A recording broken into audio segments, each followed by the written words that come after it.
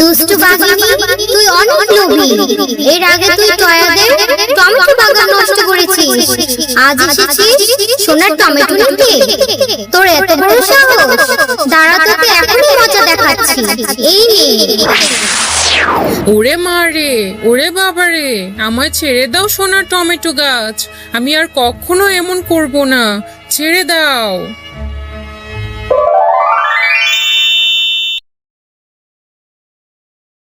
গোপালপুর নামের এক গ্রামে শেফা শিয়ালিনী ও তার মেয়ে টয়া বসবাস করত। মা, ও মা, আর কতক্ষণ দেরি লাগবে তোমার? আর যে দাঁড়িয়ে থাকতে পারছি না, চলো না মা। এই তো মা, হয়ে এসেছে। দেখ না, আমাদের বাগানে কত টমেটো ধরেছে। টমেটোগুলো কত লাল লাল হয়েছে। রান্না করলে দেখবি বেশ মজা লাগবে খেতে। না মা, আমার যে টমেটো খেতে একদমই ভালো লাগে না। আমি একটু টমেটো খাবো না। আচ্ছা আচ্ছা, চল এখনই আমরা বাড়ি চলে যাই। বাড়ি চলে যেয়ে টমেটোগুলো রান্না করব।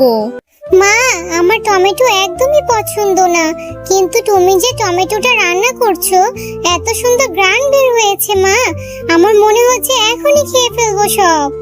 মা, তোমার রান্না কত দূর? আমার যে খুব ক্ষুধা লেগেছে, আমার খুব খেতে ইচ্ছে করছে। আমাকে তাড়াতাড়ি দাও না মা, তাড়াতাড়ি দাও। এই তো মা, আমার রান্না এখনই হয়ে যাবে।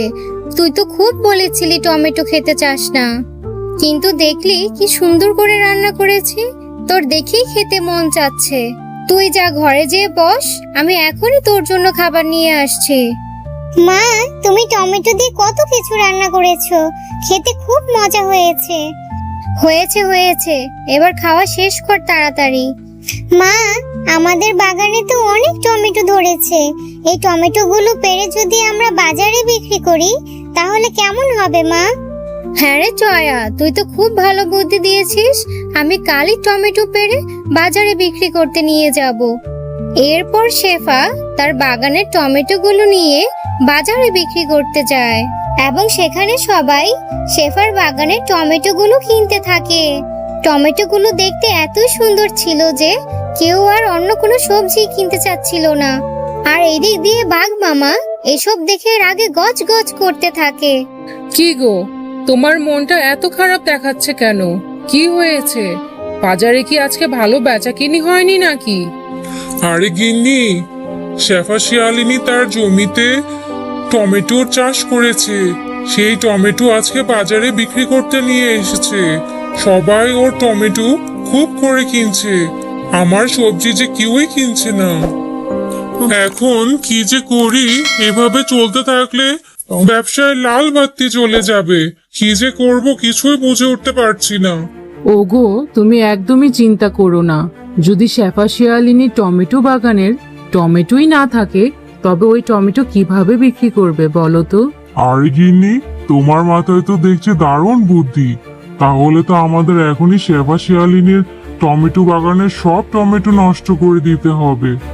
হ্যাঁ গো হ্যাঁ, চলো চলো এখনই যাই, গিয়েই সব টমেটো নষ্ট করে দিয়ে আসি, যেন আর টমেটো নিয়ে বাজারে না যেতে পারে। ওগো, হলো তোমার? আর বেশি দেরি করা যাবে না। সবাই দেখে ফেলার আগে তাড়াতাড়ি এখান থেকে চলো। আমাদের আবার কেউ দেখে ফেললে বিপদ হয়ে যাবে। তাড়াতাড়ি চলো।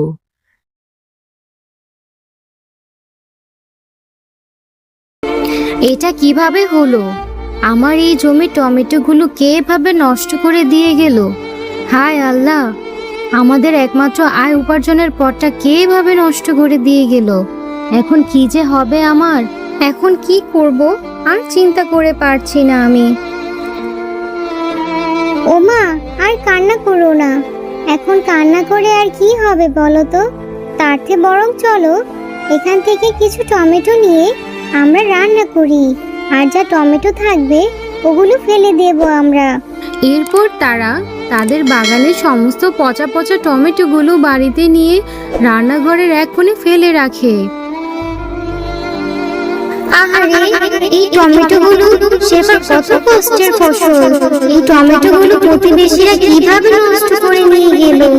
এখন আমি শেফার এই নষ্ট টমেটোগুলো সোনার টমেটো গাছে রূপান্তর করে দেই, যেন শেফার কোনো কষ্ট না হয়।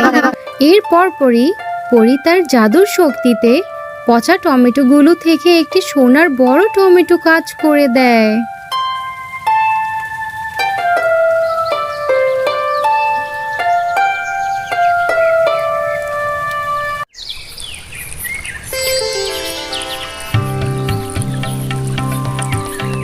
টয়া, এই টয়া, তাড়াতাড়ি আয়, আমাদের রান্নাঘরে আয়, দেখে যা আমাদের রান্নাঘরে যে সোনার টমেটো গাছ হয়েছে। হ্যাঁ মা, সত্যিই তো আমাদের এই পচা টমেটো থেকে কত বড় একটি সোনার টমেটো গাছ হয়েছে। কি সুন্দর! হ্যাঁ রে টয়া, আমি তো নিজের চোখে নিজেই বিশ্বাস করতে পারছি না রে, কত সুন্দর সোনার টমেটো হয়েছে আমাদের। হ্যাঁ টয়া, তুমি অনেক ভালো, তাই তো এই পচা টমেটো থেকে এত সুন্দর সোনার টমেটো গাছ হয়েছে। তোমরা এখন আর কোনো চিন্তা করো না, এখন তোমরা এই টমেটো গুলো বিক্রি করে তোমাদের অভাব দূর করতে পারবে। হ্যাঁ সোনার টমেটো গাছ, তুমি ঠিকই বলেছো, এখন আমাদের আর কোনো অভাব থাকবে না।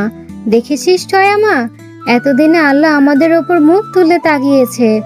এরপর শেফা শিয়ালিনী টমেটো গাছ থেকে কিছু টমেটো নিয়ে স্বর্ণকারের দোকানে যেয়ে সে টমেটো বিক্রি করে এবং সে টাকা দিয়ে তারা থাকার জন্য মস্ত বড় একটি দালান কোঠা তৈরি করে নেয়।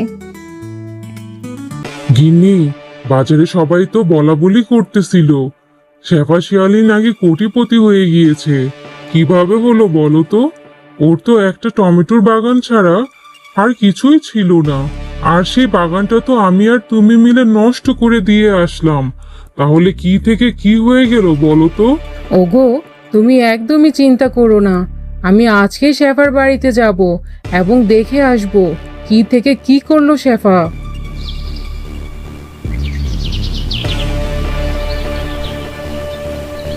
ও আচ্ছা, শেফা তাহলে ওর রান্নাঘরে সোনার টমেটো চাষ করছে, এজন্যই তো বলি কিভাবে এত বড়লোক হলো। কিন্তু আমিও তো কম নই, ওর এই সমস্ত গাছ আমি তুলে নিয়ে যাব, তারপর দেখব ও কিভাবে কি করে। হা হা হা। দুষ্টু বাঘিনী, তুই অনেক লোভী। এর আগে তুই টয়াদের টমেটো বাগান নষ্ট করেছিস, আজ এসেছিস সোনার টমেটো নিতে? তোর এত বড় সাহস! এখনই তোকে মজা দেখাচ্ছি, এই নে। ও মা রে, ও বাবা রে, আমায় ছেড়ে দাও সোনার টমেটো গাছ, আমি আর কখনো এমন করব না, ছেড়ে দাও আমাকে, আমি আর কখনো কারো কোনো ক্ষতি করব না, তোমায় কথা দিলাম। আমি তোকে কিভাবে বিশ্বাস করব ভাগিনী?